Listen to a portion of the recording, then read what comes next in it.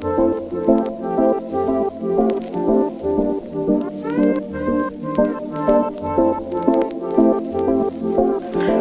can have all that you wanted, darling. No, the world is yours. I've been up chasing the sunsets just to see if there's more.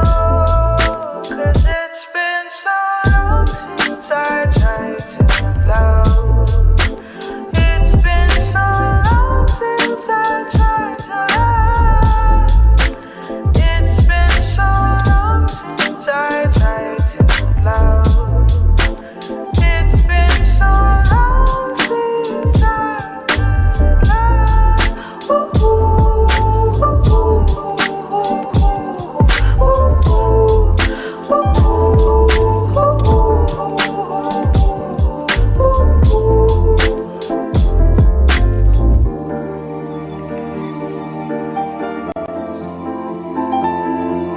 Welcome to the Sparkle Show. This is our episode before Christmas, and I'm so excited. We're all getting Christmas ready. Are you getting Christmas ready, or are you already ready? Tell me you got all your gifts already. I'm ready. You're ready? Okay, cool.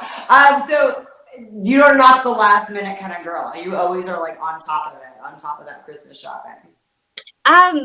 Well, I'm trying to be. I'm up in Canada, so I need to get my parcels out. You know, I've got many American friends now, so I needed to get my parcels out at least last week. And well, I'm on Vancouver Island, so a lot of the mail hasn't really left the island yet. They're that backlogged. So is it snowing over there? Where I am, we're wet and in the rain, in the clouds. So, but the rest of the province, they're getting heavy snowfall right now. So. We're pretty good. How about you? Is your weather wet, dry? We did get some rain, but I mean, we're in California. We're all babies. The moment it gets like a little bit cold, the scarves come out. We don't know how to. You guys would make fun of us. No. We're envious of you because you got the palm trees. So tell us what you've been up to. How has this year been for you with your career? Actually, it's been a good 2020 for me. Previously, you know, Sparkle, I was in lumber, and then I entered Maxim CoverGirl contest, and I did not win. A really pretty young girl did win, and but I was in the finals, and ever since then, I've been on a total different trajectory. I thought I'd be in lumber, but now I'm in entertainment. So I've been co-hosting on a few shows. Particularly Brian Sebastian's movie reviews and more, and then, you know, co-hosting at various other shows, doing a lot of writing, you know, and yeah, just trying to keep the mind busy. But I did put on a little bit of COVID weight, so I'm happy. We all did. Do the fitness I Tell me how grueling that competition was for Maxim, because I did the Miss Health and Fitness competition, and that was kind of similar. And like you, I was always very much in the top, was in the top 1%, and then I didn't get it. I mean, it's a lot. People just don't even know what you go through going through that, huh?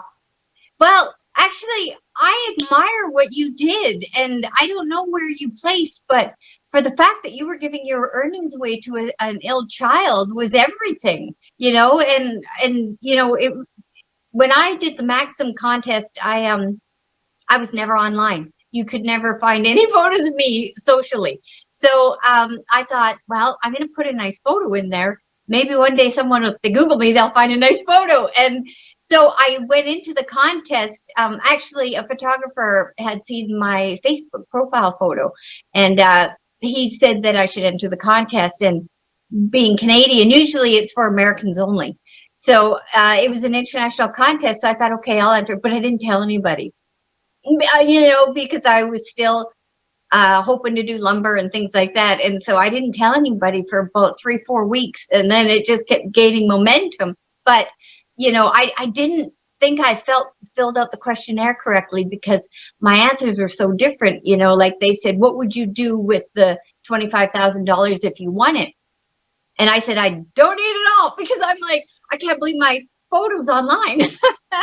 And so I said, well, I would donate it all. And I said, I'd give it to the Gary Sinise Foundation, and I would also donate. That's a really good cause. I love the Gary Sinise Foundation. Yeah, well, and it's true, like he says what he does, and he does what he says, and so I said I was going to give half to him, and I was going to give half to veterinarian clinics that do pro bono work for injured animals.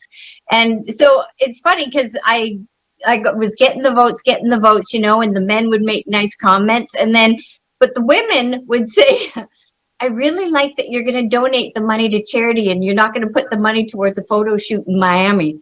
And I'm like, and I didn't even think of that, because at first when I saw my answers and I saw other people's answers, I thought, oh, I'm getting kicked out right away. But yeah, no, I was really, I got a lot of respect for you when I saw that you did that. And I hope that young boy is doing better. But he is. We're all still praying for him, so pray for him. Yeah, no, of course. It's a terrible thing to see a child suffer, and I respect you greatly for doing that. You saw the bigger picture, so So did you. So that's really interesting. We both were going to donate to charities. I love that. Well, I thought it was reward enough that they would even consider me in the contest. And then I thought it was reward enough that people were liking me. So I know exactly how you feel. I really had no expectations going into it. I was so shocked that I lasted that long. I was like, wow, top 1%. That made me feel good. I was like, I'm good. How far did you get? It was top 1%. Are you serious? Yeah. But that was just national. You did international. So that was the unfortunate part, because international people couldn't vote. They couldn't buy votes internationally or something. So that kind of I had a lot of friends in Europe that wanted to, and they couldn't actually do that. So how was it internationally?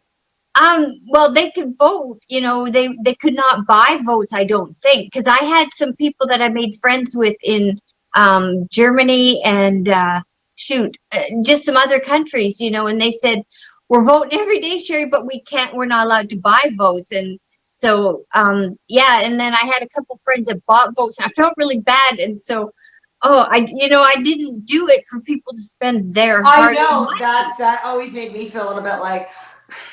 Yeah. So now, when I've got really great things happening for me, it's really not to me, I wouldn't be here without these people lifting me forward. So I have to do good and respect them, so that they're not like, oh God, so I just have to do good, because I wouldn't be here without them. So yeah. Tell us a little bit about your career so far, and how 2020 has been one of the best years for you. Yeah. Aside from, the negatives of people getting ill or passing on, I've connected with a lot of wonderful people. So I'm eager for our borders to open so I can come down there. I really I want to meet you. And, I have a co-host on our show. Her name's Terry Marie, and you two are soul sisters. You really are. She's our fitness girl. She's the one we go to when we have shows with talking about health and fitness. And, yeah, she's an honest, true grit kind of girl, and I just adore her. So I think you two would hit it off. I love that. How long has your show been going on? Our show, it's been good. I've been on it for about 6 months, but I think it's been on for several years. And funny story, how I got on the show is I was at this red carpet Oscar event, and I was walking down the red carpet, and I kept seeing this blonde girl going. She just kept looking back at me, and I'm like, oh God, she's probably going to ask me a really hard question. I'm going to sound like a dummy. And she kept doing that. And so then I get up to her, and she goes, I thought you were Tawny Kitty-Ann. And that's the beautiful lady from the White Snake, Here I Go Again rock video. Oh, okay, really? And I said, are you serious? I said, I'm buying you a drink later. And so then everything was lovely. And then at the end of the night, we ran into each other, and we've been best friends ever since. And she knew Brian Sebastian, and he was looking for some lumber for his Dreamweaver ranch. And she goes, oh, call Sherry. So we talked on the phone a few times, and I was trying to source him out some lumber. And then after a while, she goes, well, Brian, is she going to come on the show? And he goes, why? And he goes, well, you talked to her on video. And he goes, no. And she goes, talk to her on video. I think you're going to like her. And so he brought me on and we did one show and I get along with the girls and we had a fun time. And I think you would have a great time on the show. You know, it's, we're not, you know, anti-men, you know what I mean? We're not like that. We all carry our own unique thing and we have fun. We try to bring out the best in the guest. And we hope, you know, with the diversity of us girls, that if one isn't particularly keen on me, they might be more keen on another girl, you know. And so Brian, he's a genius for thinking that way, you know, with the rotating seats. So we have a lot of fun and we've got some great events coming up in the new year. Yeah, it's going to be a good time. You should come with us. So tell us where we can see the show. I'd love to come with you guys. Well, it's usually on YouTube, but a month ago, our platform expanded and we're now on iHeart. We're on Spotify, Amazon, Pandora, Apple TV, and Comcast. And the great Dean Piper, he came on our show and he enjoyed it, and we're on all his platforms. So we can only listen to you on iHeart and Spotify? You can see us. So you can see us all on those additional platforms beyond. Oh, okay. So it's the network, network, not just the, okay. Yeah, so movie reviews and more. And you can search first YouTube if that's easier, but we're all on all the additional. Because you don't have the face for radio, girl, just like your friends said. I was really nervous for this interview. Really. And of course, you know, you have the bad hair day when you're going in front of a pretty lady and you're like, oh, geez, really? Oh, and then especially like during now, it's funny because this is the only moments we get to dress up. I know. Well, that's what I was saying, because like all our shows are from here up. And I go, I have not a lot of pants and shoes. So I'm like, my wardrobe's 80% shirt and necklaces and jewelry. So I'm like, oh, I better start getting some bond clothes. So that's okay. I know. I heard that people were starting to do Zoom meetings, like only dressed from like the waist up. Yeah. Wonder what everybody wears for the waist down during their meeting. I heard someone got fired for that. Okay, so you have this show going on. What did you do before? Because you've been dabbling in modeling, acting, hosting, like pretty much for a while, right? All of this. Yeah. Well, I've been doing a little bit here and then nothing for a week and then a little bit here and then all of a sudden, boom! I've been blessed to be busy every day. You know, like sometimes it's 2-3 shows a day. You know, really, that's demanding. Yeah, it's wonderful. You know, I try to, you know, respect the guest, respect the audience by doing as much homework and try and figure out what they would want to learn about. So, but you know, my hardest thing, and I don't know if it's a Canadian thing or a Nelson thing, but it's hard to be interviewed. I love to interview people.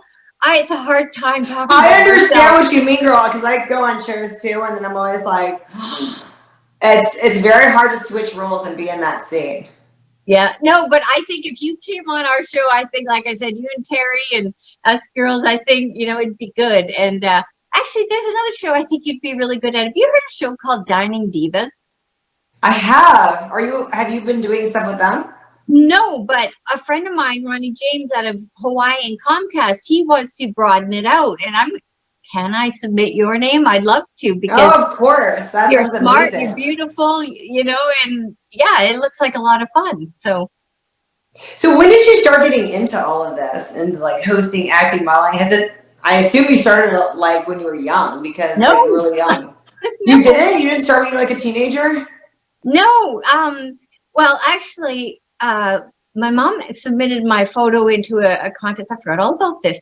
I can't even remember the magazine. Maybe it was like Teen, and I got in it, and I got so much attention in a small town. I was really like embarrassed, you know. And then everything has happened for me. It's been a year, actually. I think the Maxim contest ended about now, a year ago, and then as soon as the new year started, I was coming down to the States until about February when the borders closed, and then. Yeah, so I've been just doing things behind the scenes, writing and Zooming. And so what were you doing before then? What was like your focus before the Maxim contest, before you got launched into this whole new world? Yeah, I was 4th generation in lumber. So my family, we owned a sawmill and we were 40 miles north of the Montana border. So I did the sales, I did the shipping and the exporting and things like that. So I was always, I did the sales for the company, and I remember I went to a convention, probably I think in that October 2019. No, yeah, I think it was about October 2018, and usually everything's on the phone, no Zoom, right? 2 years ago. And so I I remember, know, right? yeah, and I went to a convention, and I was with my good friend Chuck from Lignum Forest Products, and he introduced me to some people, and these guys at a table go, "You're Sherry Nelson?" Then I don't know. I'm like, do we all look like this? Like, so it was kind of funny. But no, lumber and the stock market and business was always my main focus. So it's kind of new being in front of the camera. So you're really good at the stock market too? Was that I part of love the it. lumber business? Your family got into that?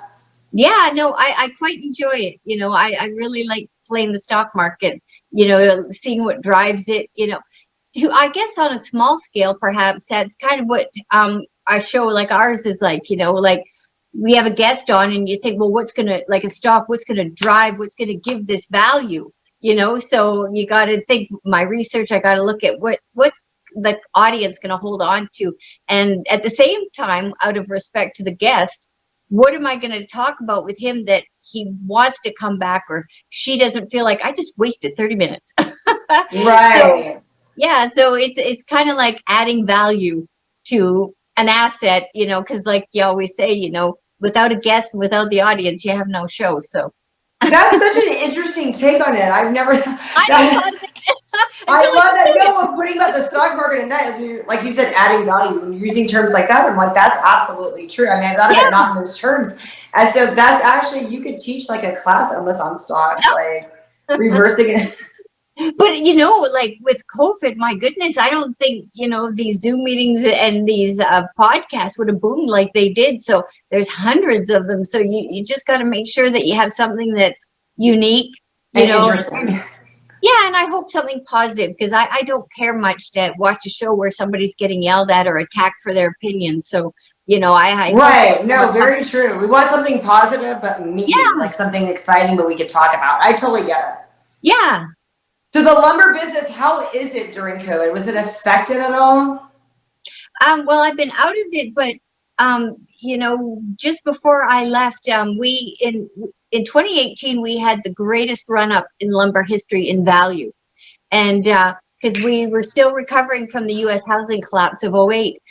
But then we had the greatest collapse in lumber history, because all of a sudden people have been sitting back, not buying. And the mills took downtime and were, shut down. And then all of a sudden everyone jumped in and no one could keep up to the order. So it was just a complete volatile market. No. But I watch right now the lumber futures board, and it's been pretty volatile.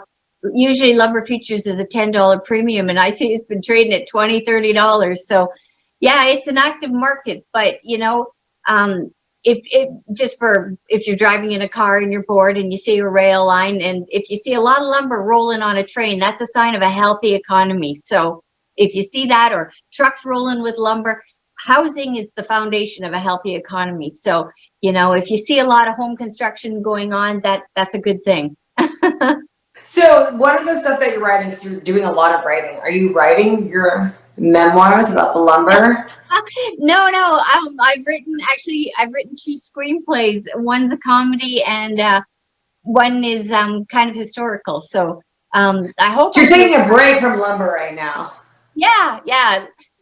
Sawdust is in the vein, so I might end up back there. But in the meantime, I'm just trying to do as much as I can and learn as much as I can. So yeah, I'm writing, and I hope one day that would be the goal, is to have my work up on the screen.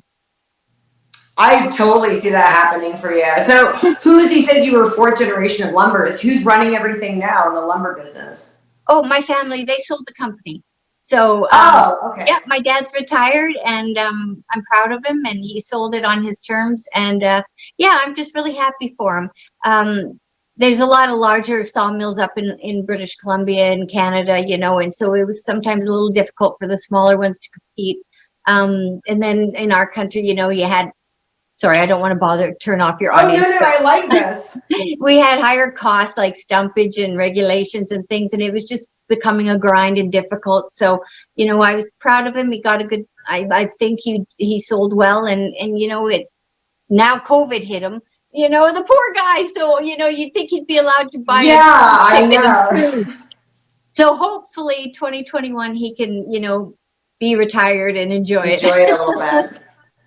I imagine your like autobiography being from lumber to Maxim. I just have that title. Yeah, no, it's a fluke, but I'm glad I did it. So, you know, if people think, should I do it? Don't tell anyone. Because if you don't do well, no one will know. So just do it. Oh, it's everywhere. You can't hide that you've done it. Yeah, no, just do it and be good. I just like you, like my goodness, like I'll remember you forever for you wanting to help a little boy. So, you know, I think that was wonderful. And you know what's funny? That little boy's mom, she did the Maxim contest too, but I think she did it. She might have done it your year. I think she had said she did it last year. I didn't even know about it, and I was like her friend, but I didn't even know that I was supposed to vote for her. I would have had I known, but I didn't. I don't think I knew about it till after the fact, or wasn't following it closely. So. Yeah, oh, good for her. Yeah, no, it's just good to say you did it. You know what I mean? Because one day you might look back and go, you know, I should have. Don't be that. Well, and it launched so much for you too. Yeah. So, yeah, I'm really happy that I did take the chance, you know, because, you know, I'd love to be able to operate and work in the United States. And when the contest was going on, I was actually in the United States interviewing for jobs. And the closer I was getting to the final, more and more people were knowing about it. And every time I'd walk into an office to talk about trading, I thought, oh, geez, I hope no one recognizes me. You know what I mean? Because, you know, I didn't want anyone to think I was, I don't know what. Like, I'm proud of what I did, but I wanted them to know my knowledge before my appearance. Does that make sense? Yeah. Oh, I totally get it. Yeah, it was my bikini picture was all over the 6 o'clock news, so it was like. Really? Good. No. Yeah. Well, I come from a small town too, so they make a big deal out of things, you know. No, that's good. That's good. So, where you live in Canada now, where is the different places that you live? Was it always Canada? And you just came to the U.S. sometimes, or did you ever live in the U.S. for a little bit? No, I'm always in Canada. So always in British Columbia. So I'm a British Columbia girl. Yeah, I quite enjoy it. I went to Bali, Indonesia. I've been there twice and it's lovely. And so, you know, if I can't enter the United States, you know, in mid-January, I might just head on back out there. You know what I mean? So I miss the sun and the palm trees and you'd love it. And you're so beautiful. The best place for a photo shoot. So. Oh no, well that's great. So you've lived all over like British Columbia. For the most part in the southeast corner. Right now, I'm on Vancouver Island. You know. And do you do a lot of acting there? Because I know they film a lot of Lifetime movies and like that area. Do you have an agent in British Columbia? No agent. But yeah, Hallmark does a lot of shows here. Like right here, actually. I don't know if you see. It's called Chesapeake Shores. They film that. Oh yeah. And it's just, so, you guys have such a beautiful backdrop. It's like it is actually, and you know what? Palm trees can grow here. That's the goal. Always my goal, having a palm tree, and I know I've made it. And you guys get the black squirrels, huh? I saw those in New York. But I saw those in Niagara Falls. I don't know a little bit further, but that's what I was like, yeah. That's over on the east, so I'm over on the west. So I'm actually straight north. So you're closer to me. Yeah, straight north. Right. Yeah, just I'm out just across from Seattle, essentially, but I'm on the island. Well, it's such a breath of fresh air. I mean, Canadians have always been really nice, like everyone I've ever met. So it's just like, do you notice that when you come to the U.S., where they're like, "Wow, you're so nice. You're from Canada." You get a lot of that love from being in Canada. I do, but I think you guys are so fun. Like, to me, my dad used to always say, Americans are like ducks. Everything just washes right off their back, you know? So you guys are fun, easygoing. And, you know, like when I was, you know, talking to so many Americans and trading, selling lumber, you know, you guys were fun. And yeah, I always like American. I love your food. Well, we gotta follow you, whatever you're doing. So we're gonna follow your YouTube channel. So give us the title. How many YouTube channels do you have? None. But when you use it more, you can. That's the main show I'm on. Okay. Yeah. And then your Instagram. Instagram, Twitter, XO Sherry, XO, and it's old spelling Sherry, SHERRY, and Facebook Sherry Nelson. Awesome. So then if people want to book you, they have to direct message you, right? You don't have an agent. Yeah. Or they could contact Eileen Shapiro or Jimmy Starr. So. Oh, they're kind of like your pseudo agents. Yeah, they're down in the United States, so they're probably easier to get a hold of for things. Awesome. Well, we got to definitely make sure that we get together in the flesh when you come here. You better not come to the U.S. without saying hi to me. Yes, and we got to have you on movie reviews. You'd be a wonderful. I would love that. What was your favorite movie review, by the way, that you did? Well, I haven't reviewed movies because sometimes we can't get them up here right now. But no, I've reviewed a lot of guests, like the musicians, Kenny Aronoff, he was fun. Actually yesterday do you remember the band Glass Tiger? Yes. Yeah, I got to interview the Canadian band. Yeah, Alan Frew, the lead singer. So I got to talk to him yesterday and I was so excited. And I posted it on Facebook and I got so many likes and comments. And I'm going to watch it. I got to watch it now. Yeah, so no, I was so excited. I was so excited. He was my first Canadian. So it was really fun to talk to him. Thank you so much, Sherry, for coming on my show. No, thank you for having me. We'll see you on ours.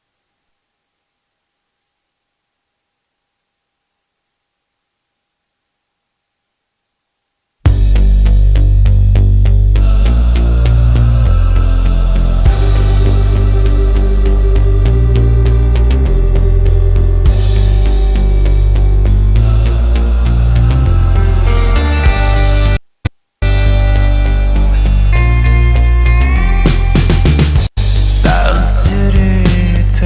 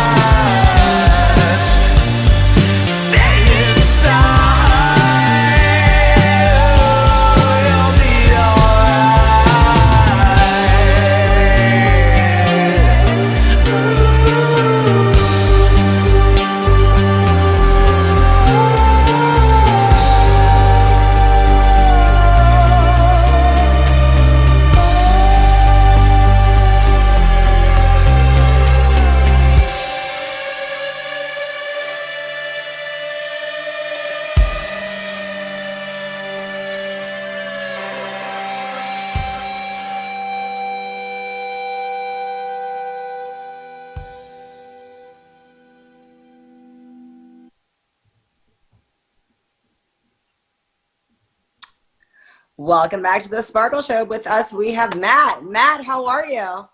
I'm great. How are you? Thanks for having me on. Great. This video, I can't get over this. And it's like you actually filmed this during COVID along with a few others. How was it? Tell us about this experience. It was a totally unique experience filming this video, and we kind of had to come up with a lot of creative solutions for how to do this and still kind of be in a quarantine situation. When we shot this, it was actually back in April in New York City, so it was kind of, the sort of height of the fear of what was happening. We're sort of like ground zero for where things really got out of control very early on. So I don't know if you remember that time, but I do remember, and we didn't know how bad things were going to get. Yeah. So we came up with a lot of creative solutions. And one of the things we did is we asked our fans actually to submit videos of themselves, walking around and seeing, places in New York City that were usually super busy and full of people traditionally, just totally empty, and just was kind of a fun project in a sense, because we asked for our fans to submit their own creativity to us. And so we got some really interesting stuff in there, like that part of the video where you see the stay safe sign. One of our fans shot that and sent that to us. They also did a time lapse of the city and stuff. So that's so cool. A lot of different collaborations with people. That's a smart idea. I've never heard of that. That's a really smart idea, though, to get everyone hey, send this and we'll put it in there. And then that gets it. Fun. Everybody watches it because they want to see oh, I submitted that. Yeah. And we also had this fun idea, my partner and I. So those scenes where there's kind of this ominous force chasing me around.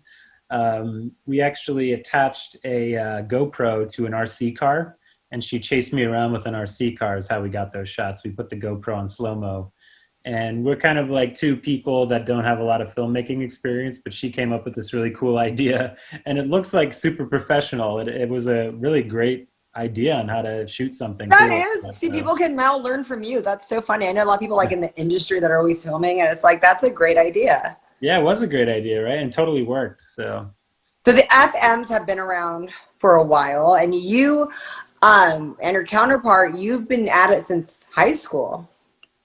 We've been making music since high school, and then we formed the FMs 3 years ago. So we Frankie and I first were in each other's first band together when we were 15 in high school. We had this stoner rock band called the Violent Orange and made a lot of psychedelic music, and we thought we were really cool in high school and all that. But 3 years ago, as we got a little bit older, we formed the FMs, and we thought it was really interesting. We've always collaborated and enjoyed working on music with each other, but Frankie and I are both people that were born, they were born assigned female at birth. I was born assigned male at birth. And as we became adults and matured later in life, we realized that both of us were genderqueer, and we didn't feel this perfect union with the original gender identity that we were assigned at birth. And so now I identify as non-binary, and Frankie identifies as a trans man. And we thought that it was a really cool thing for us both. We really like how both of our voices sound together to form this band. And so the band itself kind of has a concept to it. And we're sort of looking at gender, both of us coming at gender fluidity, gender queerness, but from sort of opposite angles, and really having this whole conversation about gender being a spectrum as opposed to this binary thing. And how many times do people come up and ask you what binary means? Is it something that you get a lot?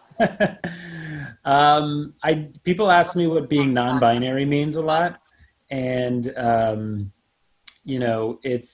I think that with any of these definitions, because you see a lot of definitions nowadays when people talking about gender identity or, sexual orientation, there's all these new terms. Right.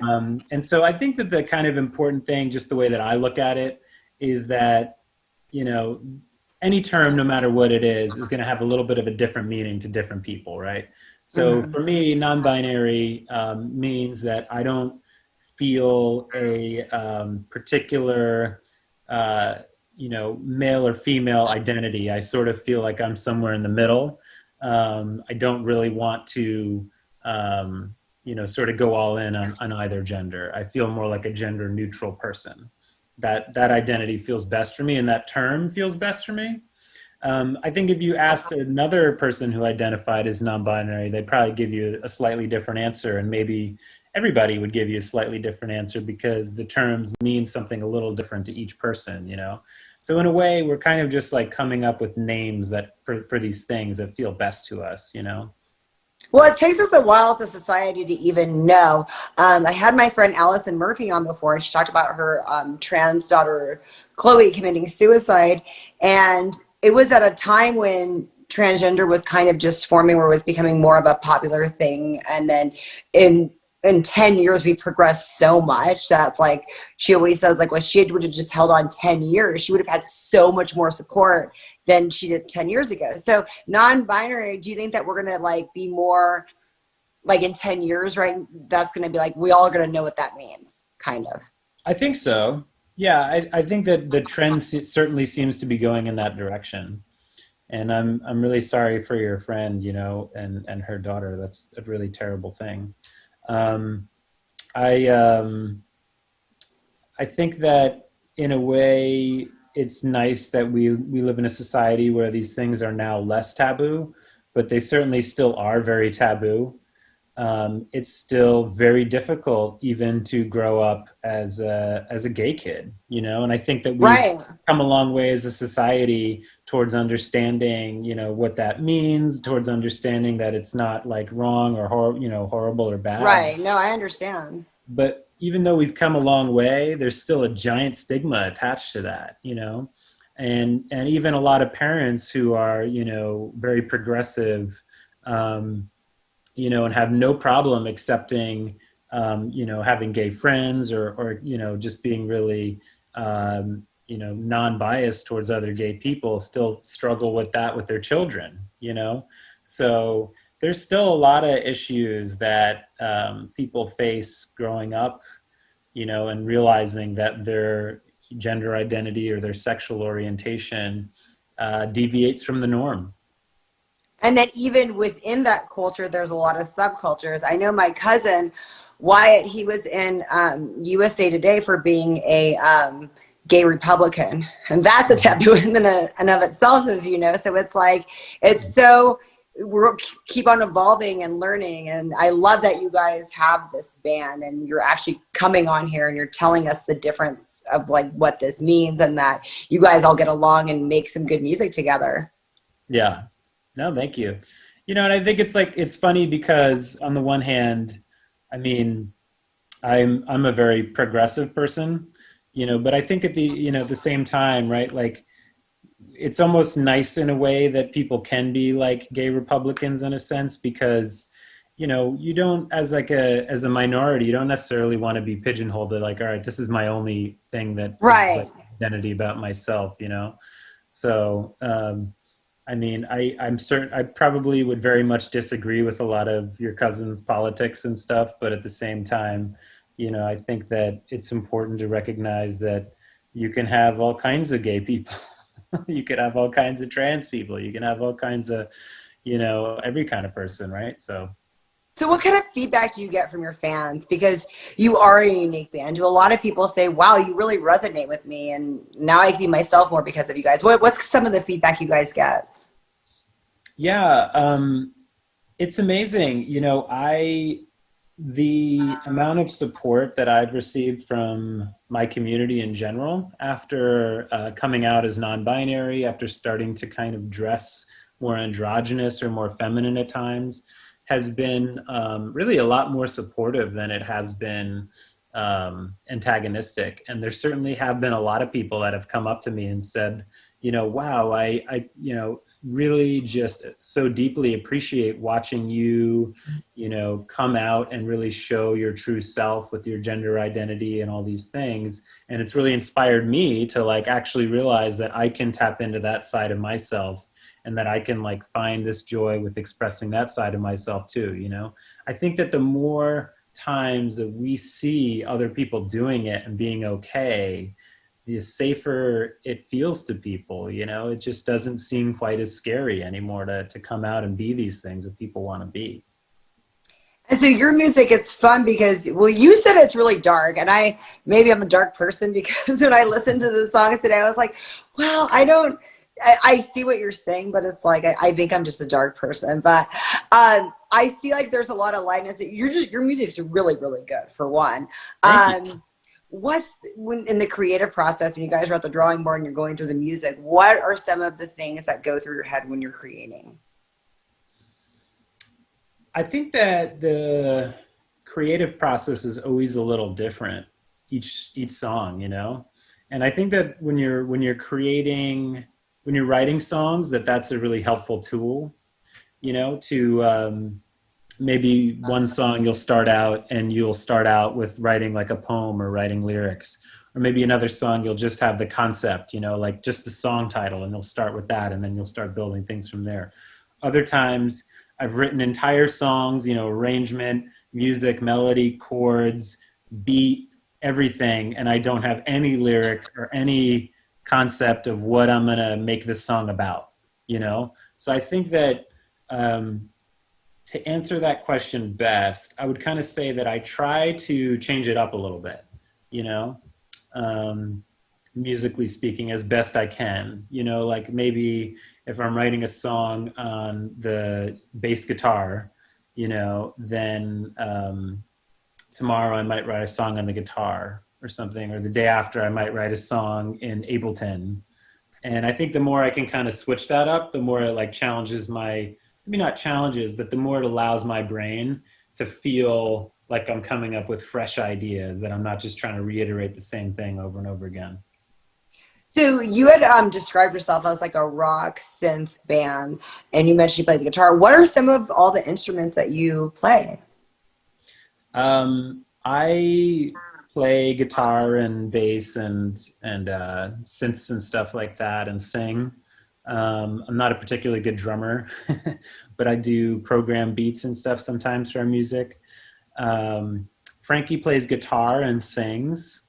And we have two other members of our band, Lucas Leto, who's this incredible drummer, and Michael Butterly, who plays synths with us on stage, but also is an incredible composer and mixer and masterer and producer in his own right. So yeah, we kind of all do a little bit of different stuff. For some of the recordings, I'll play guitar on some of them. For Silent City, the song that we just played, I was doing the guitar for that song.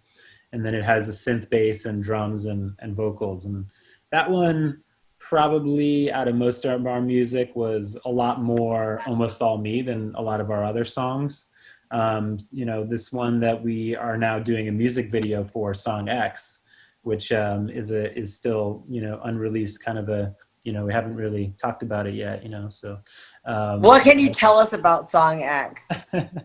Come on. It even has one of those names, right? It like has like one of those, it sounds like it's like some kind of like secret government project, right? Song X, you know. Come on, you got to tell us the history about Song X. So we just went out to LA, actually, which is, you know, traveling is not something that we take lightly right now. And where do you guys live? Where are you guys based out of? We're based out of the city, and well, I call it the city. That probably means nothing to the rest of the country. We're based out of New York City.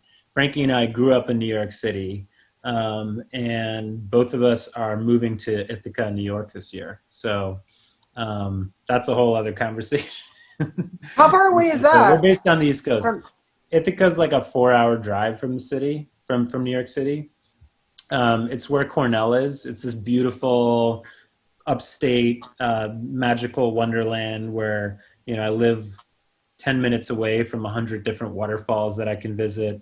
And there's just a lot of remarkable things about the place. It's kind of probably got more artists and PhDs and musicians per capita than like anywhere else in the country. That sounds magical. I'm excited. That sounds like an adventure. Yeah. So it is an adventure. It's a new phase for us. You know, this year I think has been a year of change for a lot of people, you know? So tell us about Project X. Yeah, Song X. So we just went out to LA to film a music video with Matt Mahurin, who is, you know, an amazing, he's actually my favorite music video artist in the world. He's literally just such an unbelievable artist. And tell us some of the music We're videos just he's like done. crazy excited that we got to work with him. He just did a video for Marilyn Manson called We Are Chaos. He's done a lot of work with Tom Waits. He does a lot of work with U2. I think the first music video he ever did was U2's With or Without You. So he's been around making incredible music videos for a long time. He did a couple videos for Alice in Chains in the early 90s, who happened to be I love Alice. I love all these bands. Yeah, so I could spend, a lot of time telling you all the amazing stuff he's done. And he's also an incredible painter and photographer and journalist. So he's just this really incredible multidisciplinary artist. He's not just a filmmaker. And we had this amazing opportunity to go out and work with him. And the Song X was a song that Frankie wrote the lyrics for. And it's really about gender identity and their kind of coming of age with that, and what it felt like to be like that, and how they see other people seeing them, with regards to that. So it's a cool song. The X refers to the chromosome that all genders have in common genetically. So it's kind of a very subtle play at talking about gender neutrality. So it's kind of like what you guys have been experiencing this whole time put into a song. Yeah, it is. And it's a really heartfelt song, and we're really excited to be releasing it. I think we're probably going to end up releasing it in February or March. And I think it will be our true breakthrough single. Wow, that is so incredible. I can't wait. This is going to be fun. What are some of the bands that you've opened up for perform before all this COVID stuff? We've had a pretty interesting variety of live stuff that we've done. We've done little shows in the city at dive bars. We've done big festivals with like big EDM acts at them. Like I think Sophie Tucker was the headliner at that EDM festival we did a couple years ago.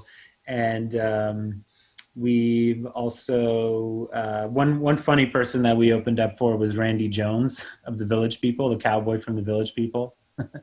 So that was a lot of fun. It's been really varied.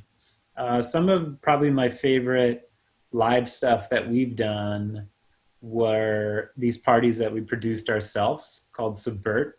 And we took over this giant old ferry boat, that was able to fit like 1,000 people on it. And our parties usually had a couple hundred people at them. And we had the bottom level of the ship was all a play party, like a fetish play party. And nice. The top level of the ship on the deck on top is where we performed as bands. So during the summer months, we were able to do some pretty cool parties. We had one where we had people doing hook suspensions right in front of our band as we were playing. So like it was this really crazy environment, and I really feel like getting to perform in things like that are so much more fun because it really breaks down the fourth wall. You really aren't just, doing a show where you're up on a stage and there's an audience and you're facing them and they're facing you and you perform to them and they watch you. It's a lot more fluid in those kinds of environments, and people are able to get an entire multi-sensory experience where they're a participant in what's going on. I just think artistically that's so much more interesting. I want to go to one of those. I've never been to a concert like that experience. This is so cool. It reminds me kind of like my friend DJ Amanda Darling. She gets all dressed up. She does a lot of stuff. She does a lot of EDM songs and everything. And it's like when you're there as an experience, and it sounds so much like you guys put people in a mood. You put them in another world so they could like leave where they are and go straight into like another world. That's really incredible. Is that the goal? I think that is just so much more interesting to me artistically, to like really put somebody in another world, like you said. Well, I think coming out of COVID, we're really going to be wanting that even more. So we got to listen to your music. Where can we hear you? 2021 and 2022 are going to be really big years for live music, I think. Oh, yeah. We won't be able to get enough of it. Where can we listen to your music now? Spotify, Yeah, XM. we're up on Spotify. We should be on all major music platforms. So we're on Apple Music, Spotify, whatever your thing is, we're there. I think we're up on Bandcamp too. But yeah, also we're on YouTube if you want to check out our music videos. You can go to youtube.com/thefms. Follow us on Instagram @thefms. We just made a TikTok, so we're keeping up with the times. We're being one of the cool kids and joined TikTok now. So if you want to find us on TikTok, you can TikTok us. And is that the verb? I don't know. But we're also on Twitter, and we're everywhere. If you Google the FMs, you should be able to find us. And the one thing I would say is that if you're listening to this program and you're kind of curious, it means the absolute world to us that you would go and check us out and be interested in us. Just watching our video, taking the time, it's, we kind of feed off that as artists. We spend so much time and energy and emotional, love putting into this stuff. So it's just means the absolute universe to us when people come and watch us and have an experience to the art that we've created. Well, this is kind of my kind of music. I love music like this, by the way. Remember the Pet Shop Boys? Yeah. There's a tiny bit of that vibe in there. So I'm like, you guys are like the modern day version of it. I was hoping you're okay with that. I was like, it's kind of a little bit more, but way modern and way better. It's hard because it's like you're uncomparable, but you have to compare yourself to something so people know what to compare. What do you get compared to the most? So it's funny. I think that we're kind of doing it right because I never, ever hear people like say the same thing over and over again. Like I've never heard anyone compare us to the Pet Shop Boys. And I think that's great because like people always have like a new thing that they say, like, so it's just so funny. I think like one time somebody said like, oh, like if Marilyn Manson and Depeche Mode like had a baby or something, or, just all kinds of stuff people have said before, which is an unbelievable compliment. I mean, yeah, we really get a lot of different stuff that people will say we sound like. So it's always so fun to hear what people have to say about that. That's so funny. What do you think you sound like? Do you have like an idea in your head about what you sound like? Yeah, I think that all of that stuff is kind of accurate. I think that we have our own sound, but we do sort of live in this dark alternative universe of sort of edgy rock with synthesizers and things like that. So I think kind of the sort of giant looming figure over that whole universe of music is Trent Reznor and Nine Inch Nails. I think that like probably they went on to influence every single like electronic music producer of the 2000s and 2010s. And I definitely get a lot of production influence from them as well. Some of the more like modern kind of newer acts that I really listen to quite a lot are this Danish producer Trent Mahler that I really love. Trent Mahler. What music do we know that he's done? He's like not super big, but he's like kind of a little interesting artist. He's done a lot of like electronic stuff. If you went and listened to his Spotify page, you might recognize some of his like more electronic compositions. Another artist that I found this year that I really love is called Mitski that I've really been digging. She kind of definitely, I think there was like one song that I kind of had some of the way that she composes music in mind when I wrote that song. And, there's just a million artists. I think every time I get asked this question, I have somebody kind of new to mention. Vast, this band that not a lot of people have heard of, but I think really underrated. They made a few albums in the late 90s and early 2000s that never really became that successful. But I really love those albums a lot and think I've been really influenced by those as well. And Depeche Mode, I think also is definitely like an influence. Joy Division, Bowie, It's got to be great to be compared to some of these guys that have been influencing you, huh? Yeah, I mean, definitely. I think somebody told me the other day that I sound kind of like Billy Idol, but I'm a better singer than him, and I was like, wow, that's I don't know. It was a really nice compliment to receive. I don't know if I believe that, but I definitely thought it was really sweet that somebody told me that. So you and Frankie, you've been together since high school. Do you guys ever fight or not get along on stuff? I can't imagine having that close of like quarters with someone all the time. Like, how do you guys get over like creative differences? Yeah, we are very different people, so we've definitely like had more challenging moments throughout our relationship.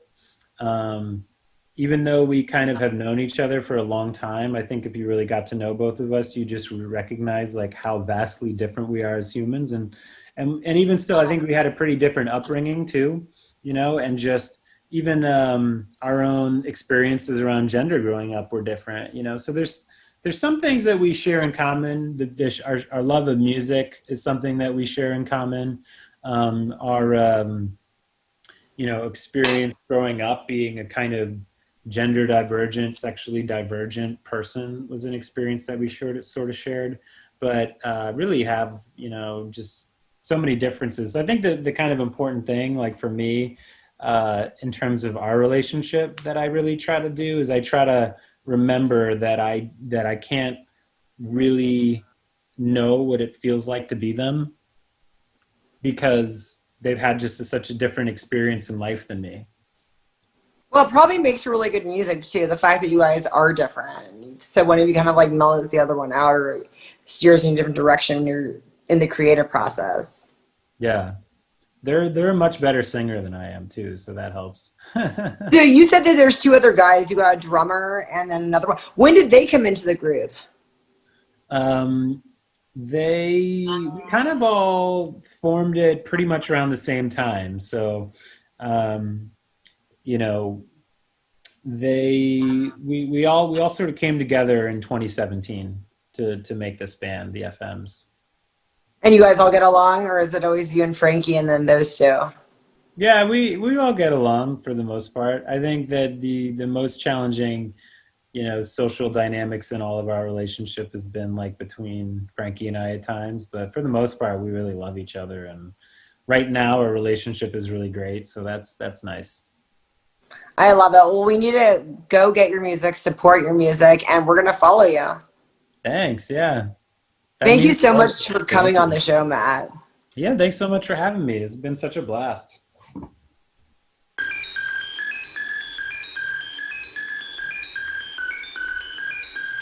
life isn't waiting for you. On the other side.